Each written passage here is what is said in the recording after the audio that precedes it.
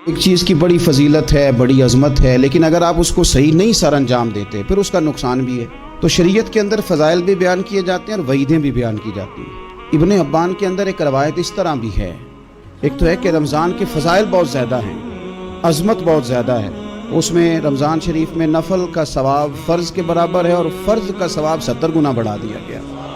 एक तो ये कि फ़ज़ाइल बड़े हैं और एक ये कि अगर किसी ने उससे पूरा नफ़ा ना उठाया, रमज़ान की बरकतों से, फजीलतों से, सादतों से जो लोग बहरावारी ना हुए, गाफिल रहे, उनके लिए वईद भी बयान फरमाए।